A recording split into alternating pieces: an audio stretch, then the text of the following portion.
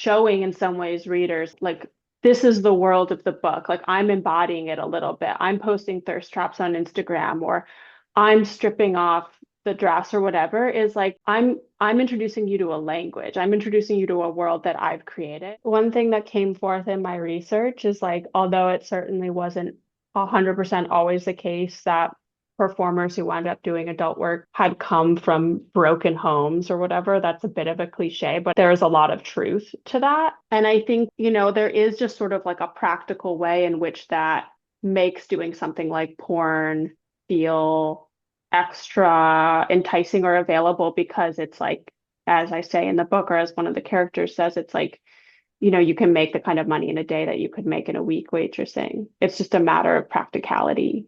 And there's no safety net. As a fiction writer, like you kind of want to put your characters in the hottest pot that you can make up.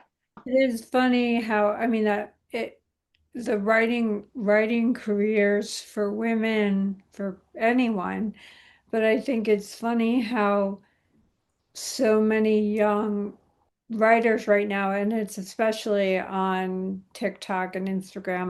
But anyway, but it's the idea of like having to be kind of sell yourself as a sex worker slash, but you're really an artist, you're really a writer, you're really, but I don't know if it opens more doors or people are writers or I'll just concentrate on writers are taken less seriously. I think the latter, unfortunately, ultimately, but I think, it's about providing for oneself and survival. And I think, like, I don't know if you're pointing to this a little, but it's become kind of more like it's like a little trendy or like chic for young writers to be putting themselves out there and being like, I'm a sex worker and I'm also a writer, which is like, I think it's cool.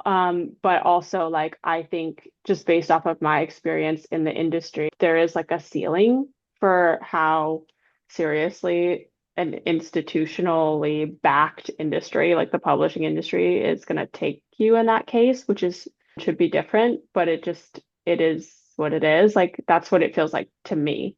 But I hope to be wrong about that. Well, I think there's the real like the people who are really the sex workers and then there's people who are just posing, like on Instagram and provocative pictures. I wrote a piece for the New York Times a couple years ago about sex and tech and interviewed primarily sex workers for it. Just being like, we have to start here. They're going to be on the forefront of any technological change that's affecting, sexual industries and like or sexual wellness industries. And like someone said, I forget who it was, and some of them are anonymous in the piece, but like was just like, I'm a sex worker. I make my living by promoting myself across multiple platforms.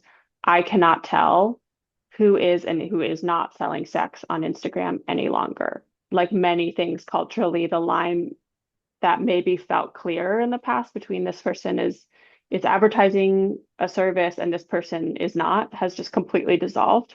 I mean this is difficult because I want to concentrate on your book and there's also the intersection because you also entered into the role like at the party you literally wore your book and stripped with your book. Whose idea was that? Did you come up with that? Yeah, that was my idea. I mean, I have been It was a great dress. criticized for this. Thank you. Yeah, it was made for me by two performers at the box. I think her name is Anne Anarchist, is her performance name.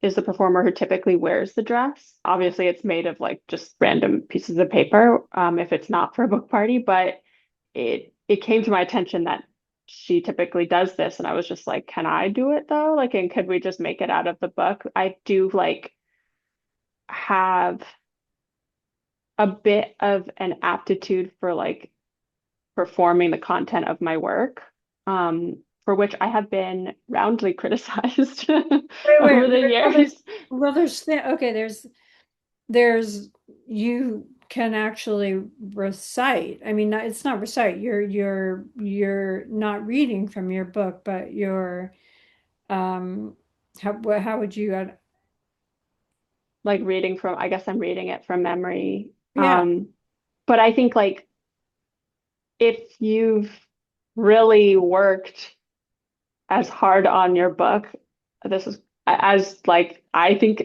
anyone should, like at least for the opening pages, like those should be worked over enough that you know them by heart. And if you don't, maybe go back and spend some more time with them. Because like I I think that there was a point where, but I like that protection between me and the page. Like yeah. there's a way that you are becoming the book, and I wonder, like they've done these studies with babies where when a baby is looking at its mom Hmm. and then looks away because it's too much stimulation. And there are some moms that couldn't tolerate that and would just Yeah. follow the child's gaze, like wouldn't allow for the baby to take a break, Hmm. that would get upsetting for the baby, Yeah. being able to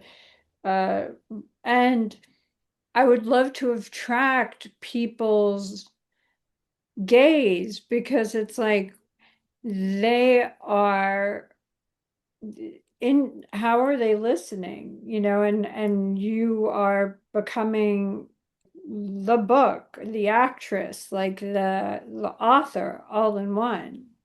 Well, I will say like I've noticed that when I'm like orating, when I'm just reciting the book, basically, it's just so intense. You can feel vibe-wise in the room that people are like paying attention. This is what it feels like to me in a way that they're not when I'm like looking at the book and then I'll look up and then I'm looking at the book. But when I'm like staring at them, and moving my gaze around the room and looking at different people, it does create this like super intense, like incantatory feeling.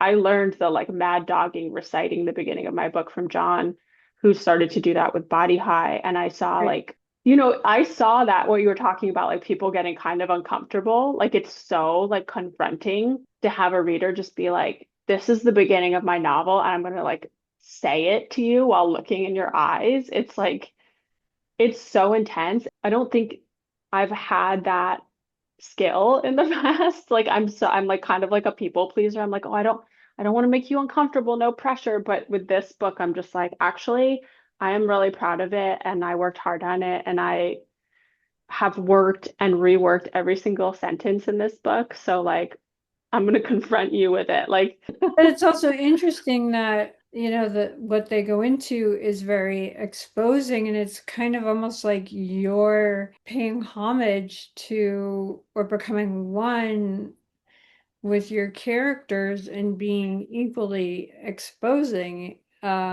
yeah, I mean, I don't know if it would ever be equally But no, exposing, no, not but equally exposing, but But in some ways, yeah, I mean, publishing a book and writing a book in the first place and putting, like, as you know, your heart and soul into your work and then giving it to readers, it's like it is such an exposing experience. And like, I guess maybe part of the reason, like with this book and kind of a little with Aesthetica too, that like I leaned into the sort of performative elements of promoting my work or like kind of showing in some ways readers like how like this is the world of the book. Like I'm embodying it a little bit. I'm posting thirst traps on Instagram or I'm stripping off the dress or whatever is like I'm introducing you to a language. I'm introducing you to a world that I've created and like if I'm just like sitting there in my spectacles and my black turtleneck or whatever, like, yeah, maybe I'm like a more serious writer and it's like more serious